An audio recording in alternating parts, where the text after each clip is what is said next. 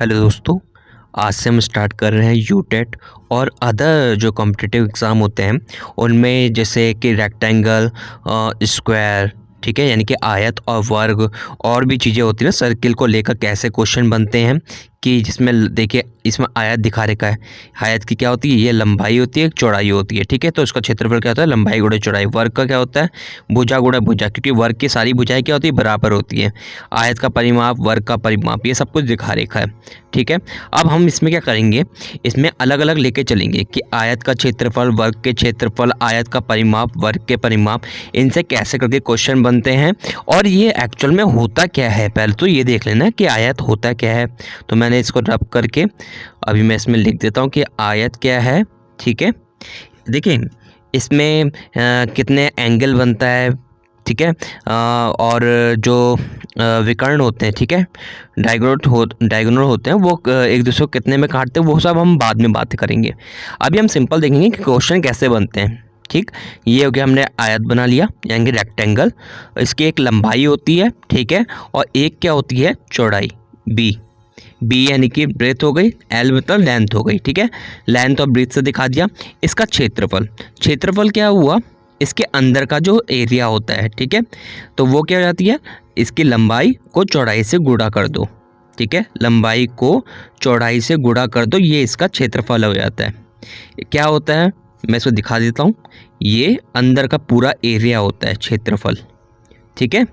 जो पूरा पार्ट हमने भर दिया, ठीक है, किसी चीज़ से भर दिया, तो वो उसका क्या हो गया, क्षेत्रफल हो गया, ठीक है। अब इसके आगे देख लेते हैं परिमाप क्या होती है। माप उसकी माप लेना, जैसे हम कहते हैं ना, तुम्हारी माप लेते हैं, तो वो दर्जी क्या करता है, दर्जी एक फीता लेता है, फीते से तुम्हें नाप देता है ऊपर की तरफ, है ना। वैसे ही इसमें भी पूरा नापना है। तो क्या करेंगे, पहले एक भुजा को नापेंगे, फिर एक भुजा को नापेंगे, फिर एक भुजा को नापेंगे, फिर एक भुजा को नापेंगे। तो ऐसे करके उसकी पूरी माप मिल जाएगी, ठीक है। तो क्या होता है, देखो सबका ऐड करते हैं, ठीक है। तो इसमें सबका ऐड क्या हो जाएगा, पहले ऊपर ये हो गया बी, ये हो गया बी, ये हो गया एल, ये हो गया एल, सबको जोड़ना है। तो उसका मतलब क्या होगा, एल, ये ऊपर वाली हो गई, फिर बी लिख लिया साइड वाला, फिर एल लिख लिया, फिर वो बी जो बचा था वो बी लिख लिया, ठीक है। तो इसका मतलब क्या होगा, 2L प्लस 2B, 2 कॉमन ले लो, ठीक है। तो क्या हो जाएगा, 2L प्लस बी, यानी कि 2 लंबाई प्लस चौड़ाई। ये किसका होता है, आयत का परिमाप, ठीक है। तो हमने क्या देख लिया, आयत का क्षेत्रफल, आयत का परिमाप देख लिया, ठीक है। अब इन पर क्वेश्चन कैसे बनते हैं हम उसको देख लेंगे, ठीक है। मैं इसको रब कर देता हूँ। आपको समझ तो आ ही रहा होगा कि क्या लंबाई है, क्या चौड़ाई है, ठीक है। इसके आगे हम बात करेंगे, वर्ग के बात करेंगे, सर्किल में बात करेंगे, ठीक है। अब हमें देखिए, किसी भी चीज़ को देखने से बढ़िया हम इसमें क्वेश्चन में हम सीधा आएँ तो वो बढ़िया रहेगा ना, कि क्वेश्चन से समझेंगे कैसे करके क्या अप्लाई हो रहा है। क्योंकि अगर हम वैसे ही फॉर्मूले बोलते रहे और क्वेश्चन नहीं करें तो कोई फ़ायदा नहीं होगा। तो हमने क्वेश्चन ले लेते हैं कि एल लंबाई को, ठीक है, पहले उसकी लंबाई कितनी थी, एल थी, ठीक है। उसको क्या कर दिया, 2 गुना कर दिया, ठीक है। लंबाई को तो 2 गुना कर दिया और चौड़ाई को आधा कर दिया, ठीक है, ठीक है। लंबाई को 2 गुना कर देने पर और चौड़ाई को आधा कर देने पर नया क्षेत्रफल, ठीक है, नया क्षेत्रफल, कॉमा लगाया, पुराने क्षेत्रफल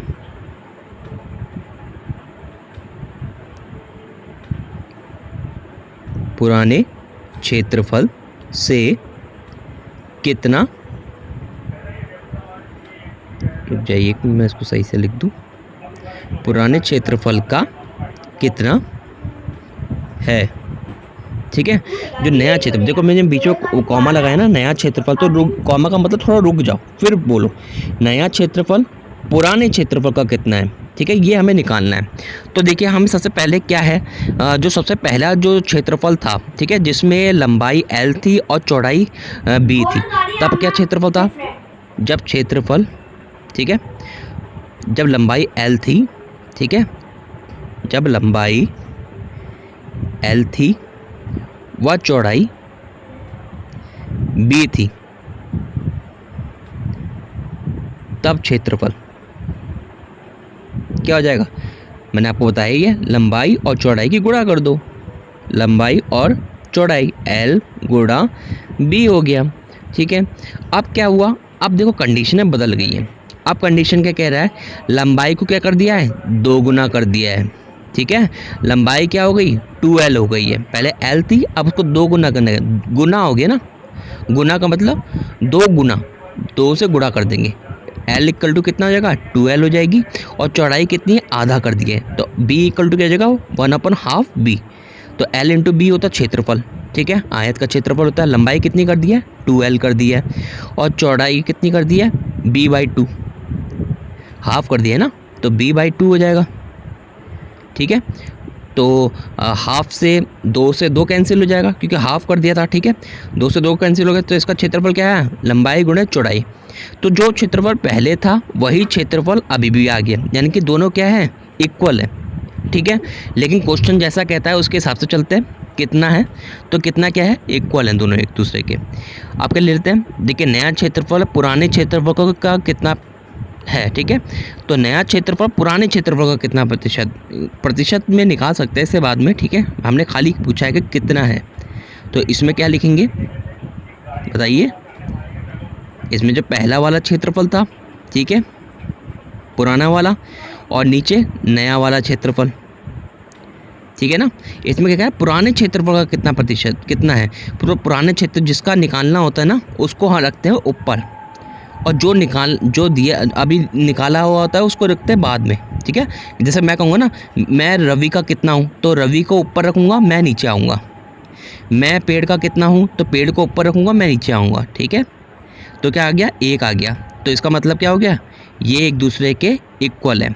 अब यहीं पर देखिए, 1 की जगह 1.5 आ जाता, तो क्या कहते हैं? पहला वाला क्षेत्रफल दूसरे वाले क्षेत्रफल का 1.5 गुना है। ठीक है, पहला वाला क्षेत्रफल और दूसरे वाला क्षेत्रफल क्या है? 1.5 गुना है, यानी कि उससे 0.5 अधिक है। 1 + 0.5 का मतलब क्या हो गया? कि 1 तो एक वो ही हो गया, उससे आधा क्या है? अधिक है। ठीक है, ऐसे लिख लेंगे। दूसरे में लिख लेंगे 2.5 में क्या हो जाएगा? कि 1 तो वैसे ही हो जाएगा प्लस 1.5 अधिक।